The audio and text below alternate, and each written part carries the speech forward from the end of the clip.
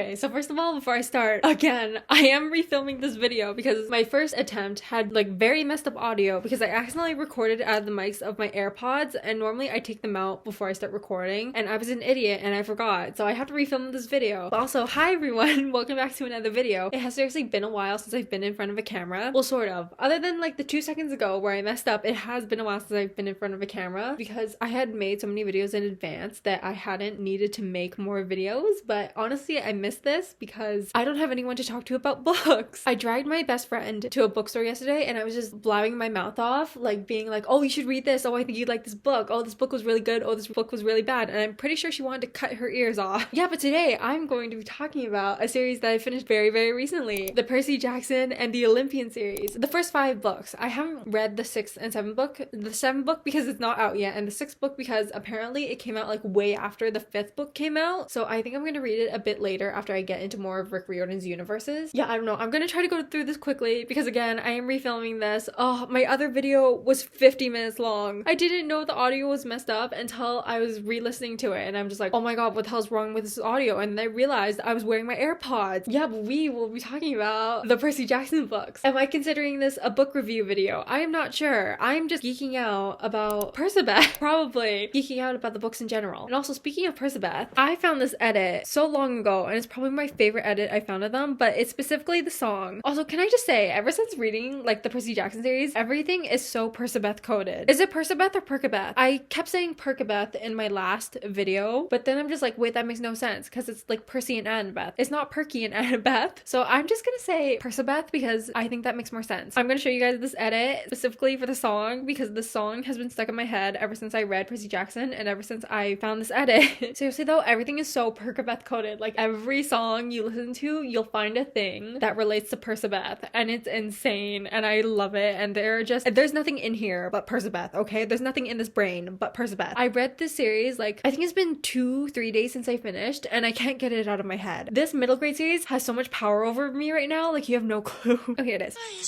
Someone gets hurt, but if one of us dies, I hope I die first. So good. I love that song. And like, it's so true because they can't live without each other. This edit is by Cat Rose, or like KRE.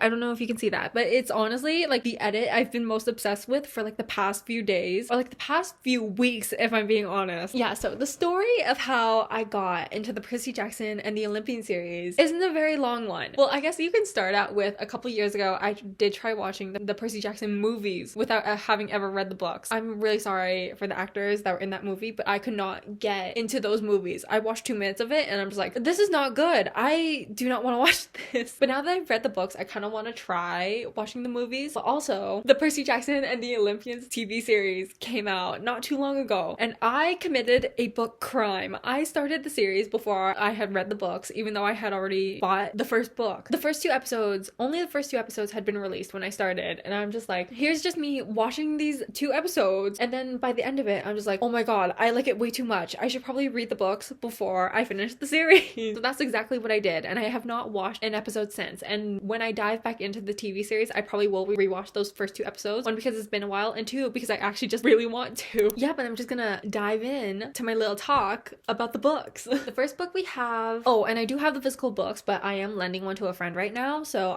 they probably won't be in the video. So sorry, you're gonna have to survive with like these photos that'll pop up in the video every now and then. But first book we have in the Percy Jackson series is The Lightning Thief. It has been a while since I read it. I did take a little break in between the first 2 books and the last 3 books because I had to annotate a couple books for a friend's birthday, so I did have to take a break. Then I took a longer break by reading 3 more books in between, and then I finally dove back into the series. Please don't be mad. What can I remember? So basically, it was just Percy discovering that he was a demigod, a half-blood. Half-bloods are basically a mix of a god, like an actual Greek mythological god. This does have Greek mythology in it, like Poseidon, Zeus, Athena, Hermes. You get the picture. But the human mother, Sally Jackson, one day tells Percy after his strange encounter with a monster at school reveal that he is in fact a demigod, a half-blood. After one chaotic night, he meets, well, doesn't really meet, but his best friend, Grover, who's a satyr. He doesn't know he's a satyr. He one day discovers that Grover is technically a half-goat. The satyrs are basically, they go searching the human world for half-bloods because half-bloods are kind of like a magnet towards monsters. They can attract monsters. Grover had just been watching over Percy for like a couple years until one day Percy has to go to the half-blood camp, which is where like the half-bloods, the demigods, are the safest because there's like a barrier around it that keeps them safe, keeps the monsters out. So Grover has to bring Percy to that camp one day, and Percy just discovers this whole world of gods, magic, monsters, so many monsters. This poor kid has to fight for his life just to survive. Yeah, and there he's like finally accepted, sort of. There is this dilemma with his father, but I'm not gonna say anything about that because I feel like that is sort of spoilers. Also, this poor kid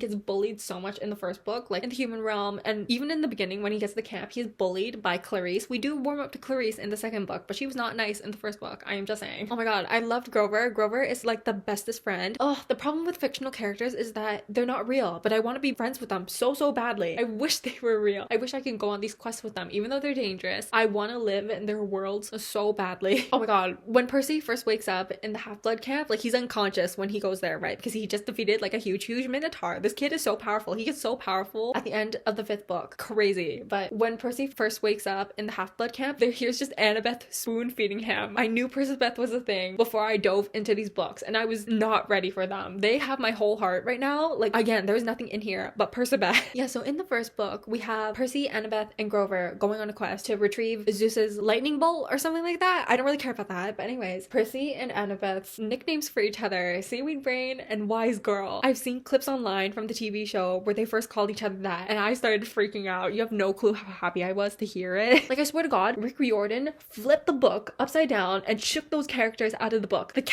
casting actually is perfect. But anyways, Percy and Annabeth's like friendship development in the first book, so great because they are sort of enemies and then they become friends. Because I say sort of enemies because it's kind of like their parents' rivalry is pushed onto them. I don't really consider them enemies if I'm being honest, maybe rivals. Their parents' rivalry is kind of pushed onto their children, so they kind of act like all wary of each other in the beginning. And also because of like Percy's prophecy that he gets in the beginning. No, but actually them calling each other by their nicknames, Seaweed Brain and Wise Girl, is honestly so much fun. And also the love ride or whatever, the love boat in the first book, I was so not expecting that. I was really not expecting it because I heard they were a slow burn, and they are a slow burn. Trust me, they are. But it's just like they're so awkward because I'm not even sure they consider each other friends at that point, but they have to go on like this love ride together because Grover is like, I don't know, their backup man. They leave Grover because he has like the flying pair of shoes, and they're just like, if we get in trouble, please fly in and save us. So they're the ones who have to go on this love boat ride, and it's so awkward. Okay, the second book we have is The Sea of Monsters, I believe. This is the one where Grover sort of gets kidnapped by Cyclops. Oh my god, Grover in a wedding dress. I seriously hope we get to see Grover in a wedding dress if the show ever gets a second season, because I know Aryan, the guy who plays Grover in the TV series, would slay. He would. He absolutely would. Oh my god, and this is also the book where Tyson is introduced. Tyson is such a sweet little ball of sunshine. He is such a supportive brother. He is so supportive, and like he's such a great blacksmith. That's what it's called, right? Where like they make shields and armor and stuff. A blacksmith? Love Tyson. But yeah, this is the book where Percy and Annabeth travel together alone. Oh my god, but this is the book where it's kind of hinted that Annabeth has a crush on him. Another spoiler alert, by the end of this book, she kisses him on the cheek. I really wasn't expecting it. I wasn't expecting it. Again, I wasn't expecting any sort of kissing until like the 4th book. Although it's a kiss on the cheek, so it's not too big of a deal, but to me it was a big deal because it was a Percabeth kiss on the cheek, and I was freaking out. Oh my god, and also that one scene where Annabeth kind of falls into the water because she wants like the sirens to sing to her, because the sirens show her like, I don't know, maybe her greatest weakness. Is that what it was? I can't really remember, but all I remember is that Percy was just trying to hold on for dear life so Annabeth wouldn't go into the ocean, but then she ends up going into the ocean anyway, so he immediately dives in after her. Again, no hesitation. They are so loyal to each other, such great friends. Friends. But he immediately dives in after her, saves her from drowning, and then Annabeth is kind of like having this traumatic moment because the scene the siren showed her wasn't exactly pleasant. She's just crying, and then Percy's trying to calm her down, and like they kind of have like this underwater scene. Is that minor spoilers? You know what, I'm just gonna say it. Percy is the son of Poseidon, so he can like control the water, and so he makes this bubble around them, and they have this underwater scene, and Percy is just trying to calm her down, and it's just like, don't worry, I'll get us back to the boat. But it's so sweet. You know, he would do anything to save her in that moment. You just know. Oh, and also in the second book, we do warm up to Clarice a bit. I did not like her in the first book because she did bully the hell out of Percy. Poor Percy. This kid suffers. All of the half-blood kids suffer, honestly. By the 5th book, I was scared for all of their lives. Like, genuinely genuinely. Yeah, we do warm up to Clarice a bit, and I do like her a bit more by the end of the series. Okay, the third book we have is The Titan's Curse. What even happened in this one? Oh my god, right, Annabeth gets kidnapped. This is when you know, Percy has a crush on her, but he doesn't even know it. Because it's just like, he starts freaking out when Annabeth gets kidnapped. Or rather, he doesn't think she got kidnapped. They all pretty much think she's dead. Because she did fall off the side of a cliff with a monster. They pretty much all think she's dead. But Percy believes she's still alive. So he's just like, I need to go save Annabeth. He really does anything to go on that quest. Because it's just like, he's not picked to go on that quest in the third book. Pretty much all the books are like showcasing quests that each of the kids go on. And in the first and second book, Percy is chosen to go on those quests, sort of, in the second book. But in the third book, he's not chosen at all. And so he puts on Annabeth's invisibility cap. Yes, he has her invisibility cap. He's kept it in his pocket ever since she disappeared. And yes, Annabeth has an invisibility cap, if you weren't aware of that by now.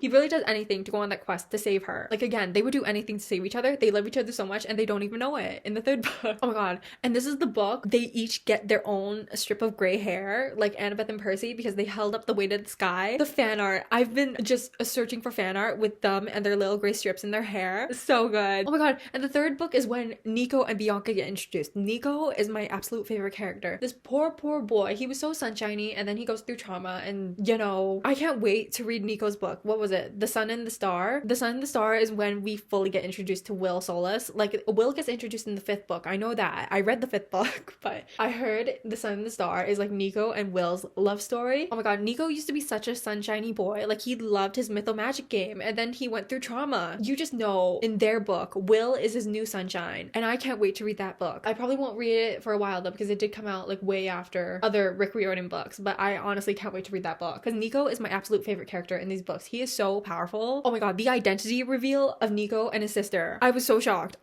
My jaw was on the floor. I really did not expect it whatsoever. Some people may have expected it, but I didn't. Okay, fourth book. It's so clear they have a crush on each other. Like Percy and Annabeth. So much percabeth in this fourth book, and I loved it. Like, we get some jealous scenes from Annabeth in this fourth book too. Oh my god. And also in this book, near the beginning, no, not near the beginning, sort of middle-ish, quarter way maybe, we get this scene where Annabeth, she finally gets her first quest in this book, and honestly, girl, she does so well. She does so well. So proud of her. I don't know, she's just like overwhelmed from the task, because she's just like, she doesn't want to kill her friends. She's bringing her friends along on this quest. They're going like through this labyrinth. The book is called The Battle of the Labyrinth. I'm not sure if I said that already. She doesn't want to get her friends killed, so she's just like trying to come up with all these plans and is just so overwhelmed. And so Percy comes into the Athena cabin, just sees her panicking, overwhelmed, on the verge of tears, and so then Annabeth just holds out her arms and like indicates that she wants a hug. Like, she doesn't say it out loud, but Percy knows she wants a hug, and so without hesitation, Percy walks up to her and gives her like a hug. I was so happy. You know, his heart hurt after he saw her so stressed. He's her comfort. Percy may think she just wanted a hug, but no one else can comfort her but him. And it was so sweet, because he had no hesitation. Like, he's so awkward around girls, but when he saw her, stressed out as he was, he did not hesitate to give her that full bear hug, and it was so cute. Oh my god. And in the beginning of this book, oh, I remember, okay, at the beginning, this is when we fully realize that Sally Jackson, Percy's mother, has met Annabeth. Wait, no, wrong one. In the third book, Sally meets Annabeth. And oh my god, the third book too, I forgot to mention, in the third book, when Annabeth gets kidnapped and Percy and a couple of their other friends are like in front of this like important bridge building thing, it's so clear they all miss Annabeth, and so they're all like spitting facts about this bridge, and then the stranger is like, I forget who the stranger was in the book, but they're all like, how the hell do you know about so many facts about this bridge? And they're all like, oh, Annabeth used to talk so much about this bridge because she's such an architect geek. She wants to become an architect when she's older. It's so clear they all miss her, and it's honestly so sweet. I want to be their friend so badly. Oh, what was I saying? In the fourth book, in the beginning, Sally is all like, oh, Percy, don't forget, you have a movie date with Annabeth, and obviously Percy is all like embarrassed, and he's, oh no, it's not a date, mom. Oh, and this is when we get full Annabeth jealousy. Like, Percy makes friends with this girl, Rachel Elizabeth Dare. I have nothing against this girl, but Annabeth has a right to be worried, honestly. There's like so many girls coming after Percy in this fourth book. Like, I was scared for Annabeth.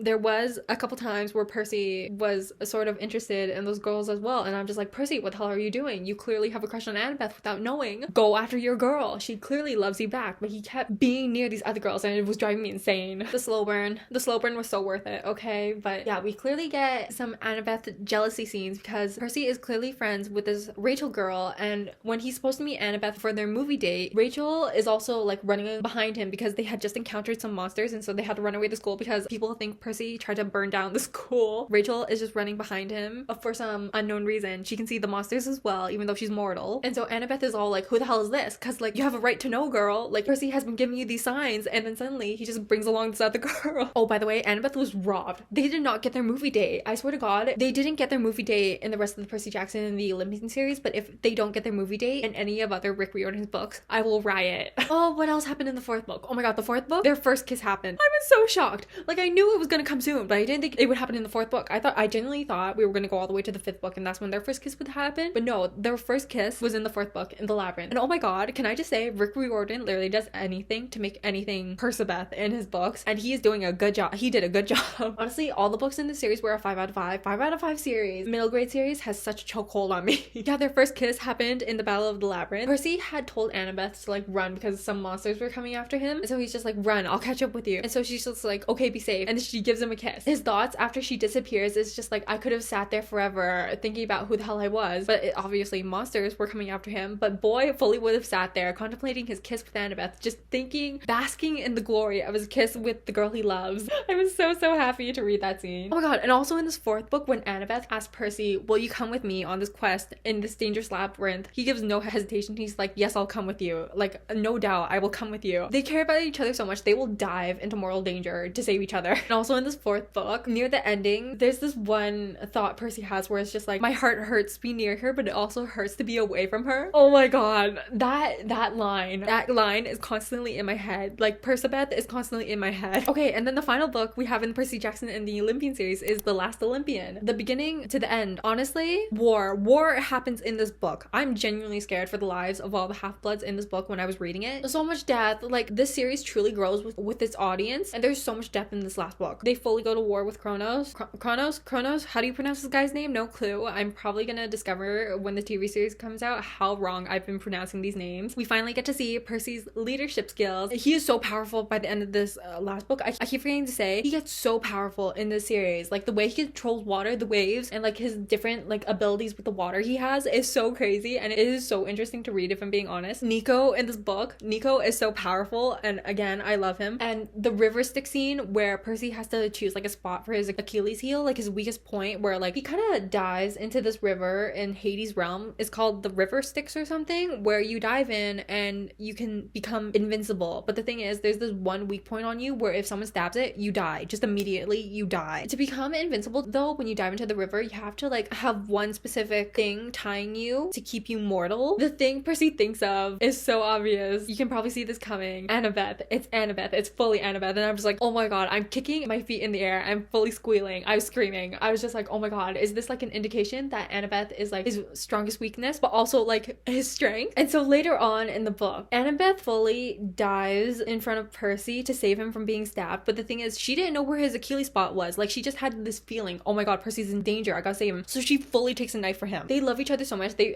would literally dive over a cliff just to save each other. And also this one thought Percy has where it's just like, me and Annabeth have known each other for so long that we know each other's fighting style, and they don't even have to think, they just do. Like, in fights, they know each other's movements, they know what each other is gonna do, and so they don't even have to think when they fight each other. I don't wish that they are in the middle of war. I don't wish that, but I wish I could have a relationship like that, honestly. When he's showing her his like Achilles heel later, after she got stabbed for him, he like guides her hand to the spot behind his back, like the small of his back, and like when she removes her hand from the small of his back, he doesn't let go of her hand. He keeps holding it. Oh my god. And then also when Annabeth was being healed from like that knife stab, he continues to hold her hand throughout the whole thing. He's just like so worried for her. He's so scared for her, and it's so sweet. And then later on, there's another scene where they're like in a sky bridge, and the sky bridge is crumbling, and so Annabeth just jumps, and then she almost falls, and Percy, he would probably go over that edge just to keep holding on to her, but he fully just lunges and grabs for her before she falls off. Rick Riordan describes it as he's literally holding on to her by her fingertips. Like, you know that scene in the Avatar The Last Airbender where Sokka is holding on to Toph literally by his fingertips? That's how I imagine that scene. And then when he finally is able to like pull her up, he fully just hugs her. Like, he was so scared. Like, they're both shaking. He was so scared to lose her in that moment, and you can tell, you can fully feel it. Like, it hits you so hard. He was so scared to lose her in that moment. Like, fully. They would fully just die for each other. Oh my god. And their last kiss scene in the book, she is the only one who remembers his birthday. Like, even he doesn't remember his birthday. Like, when she brings him the cupcake, the blue cupcake, blue is Percy's like signature food color, if you didn't know. She's like, happy birthday, and he's like, oh my god, I didn't even remember my own birthday. Like, I almost died today, because like they were still in the middle of war during his birthday. Yeah. And so when they kiss, literally all their friends see it. They're like, finally, because it's kind of like a situation where everyone knows they like each other, but they don't know if they like each other. Well, no, I have a feeling Annabeth knows that he liked her. It's just Percy, I don't think Percy was sure. Percy was like so oblivious to his own feelings throughout like half of the this series. It was so funny, honestly, because like Annabeth was acting so obviously jealous and Percy was just like, what the hell is going on? Their friends all knew. They seriously all knew. And so when they kissed, they were like, oh my god, finally, it's about time. And so their friends are like, the lovebirds need to cool off. And so they throw them into the lake after their first kiss. Well, not their first kiss, but after their second kiss, they get thrown into the lake and then they have this epic underwater kiss. Oh, I'm sorry. I'm having a moment. It's just, I'm rethinking about it. And then at the end when they're holding hands, oh my god, I don't know why, but the hand holding makes me so weak. Seriously, the chokehold percabeth has on me is so unhealthy. It is so unhealthy and I am okay with it. But yeah, I think that's all I have to say. I'm gonna end the video here. I'm so sorry. I fully meant to give like a full review of the Percy Jackson and the Olympian series, but I think I just kept going off about percabeth. Whoops. I have a feeling you guys won't mind. Oh my god, actually no. Before we end, can I just talk about the Percy Jackson and the Olympian series? Like the TV series? Like I know I said I only watched the first 2 episodes because I didn't want to finish the rest of it until I finished the book series, but I have been spoiling myself by looking at clips online. As I mentioned before, Percy and Annabeth were supposed to go on a movie date in the 4th book, but in one of the episodes, apparently in the Percy Jackson and the Olympian series, I saw a clip where it's just like when they're on their way to the love ride, Annabeth is all like, oh, I've never seen a movie before, and Percy is like, we should change that. He fully needs to take her on a movie date. If he doesn't take her out on a movie date in the books, at least put it in the TV series. Oh my god, and also their hug in the TV show. They fully did not show that Percy hugged her back. Like there's this picture that the Percy Jackson and the Olympian series account posted of like the full zoom out of like that hug scene happening, and apparently he did hug her back. I am trying to find it right now, but I'm so sorry, I can't find it. Yeah, oh my god, no, I'm sorry, I can't find it. But that hug scene, my heart melted. I haven't even watched that episode yet. I'm spoiling so much percabeth scenes for myself, but I don't even care. But yeah, anyway, before this video gets any longer, I'm gonna end it off here. Again, really sorry for only going off about percabeth, but again, I have a feeling you guys won't mind. Read Percy Jackson. I'm not even kidding. Like seriously, read this. Like you are never too old. I am 18. I am 18 and I am fully obsessing over this series right now. But yeah, I'm gonna end it here. Hope you guys enjoyed and hope to see you in the next one. Bye.